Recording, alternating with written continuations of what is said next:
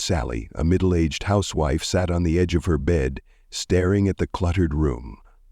Her life felt like a mess. A grumpy husband who always seemed irritable, kids who ignored her, and a household that never seemed to run smoothly no matter how hard she tried. She was exhausted. That afternoon, while cleaning out an old cupboard, she stumbled upon a dusty, yellowed book titled How to Hug a Porcupine by Dr. Debbie Ellis. The title intrigued her. Porcupines, she thought. Isn't that what I'm surrounded by? Little did she know, this book would change her perspective on her family and herself. Understanding porcupine behavior. The first chapter explained something Sally had never considered. People act like porcupines when they feel threatened.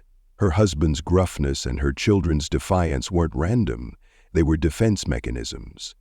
Dr. Ellis described how difficult behavior often masks vulnerability.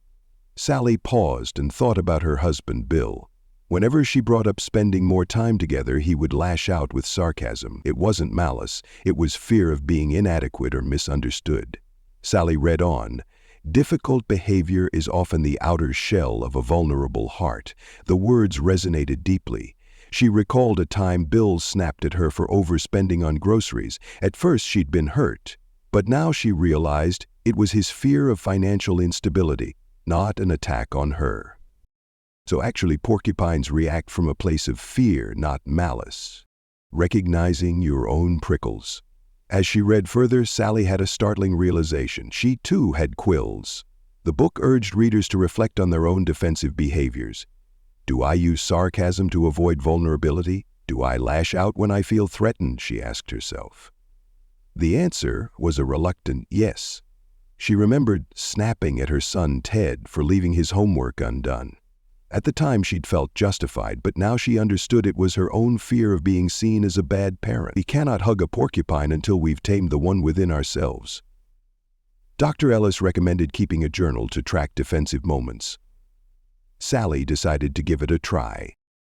Building empathy for porcupines. Empathy, that was the next step. But how do you empathize with someone as prickly as Bill or as moody as Ted? The book suggested looking beyond the quills. Sally remembered a fight with her teenage daughter, Sandra. Sandra had yelled, "You don't understand me," and stormed off. At the time, Sally had been hurt and angry.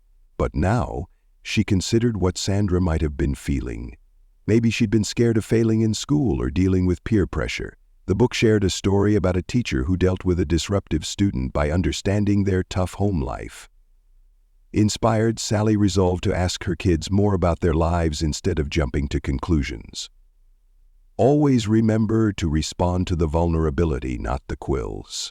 Effective communication with porcupines. Sally's favorite chapter was about communication. Dr. Ellis outlined how to talk to porcupines without getting pricked. The key? Active listening. The book offered practical tips. 1. Give your full attention.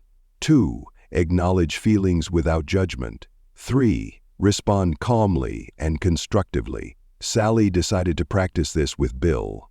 That evening, when he grumbled about the noisy kids, she didn't snap back. Instead, she said, "I hear that you're feeling overwhelmed. How can I help?" To her surprise, Bill softened and admitted he'd had a rough day at work. It was a breakthrough moment. The book shared a story of a husband and wife struggling with time management.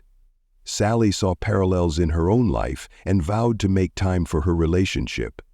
So, true connection starts with listening, not fixing. Managing conflict without getting pricked. The final chapter was about handling conflicts. Sally learned that conflicts are inevitable, but escalation is optional. She decided to try a new approach the next time an argument arose. Tips for managing conflict. 1. Stay calm. 2. Set boundaries. 3. Find common ground. One evening, Bill accused Sally of spending too much time at her mother's house. "You're always at your mom's. It feels like I don't matter to you anymore." Instead of reacting defensively, she paused and said, "I'm sorry if I've made you feel unimportant. Let's figure out a way to prioritize us too. How about a regular date night?" Bill seemed surprised but appreciative. Sally's transformation. Over the weeks, Sally applied what she'd learned. She tamed her inner porcupine, empathized with her family, and communicated more effectively. The change wasn't immediate, but it was profound. Bill began opening up more, Ted started sharing his school stories, and Sandra even asked her for advice. One day, as Sally tucked the book back into the cupboard, she smiled. Porcupines aren't bad, she thought. They're just scared. And with patience, love, and understanding, even the prickliest relationships can blossom. Sally's journey reminds us that hugging a porcupine or building better relationships starts with taming our own quills and understanding others' fears. With empathy, communication, and patience, we can transform even the prickliest connections into bonds of trust and love. We touched on a few chapters, but there's much more to know. Read the complete book to let the wisdom flow. Turn pages, chase dreams, erase every doubt. Until next time, a bookser's signing out.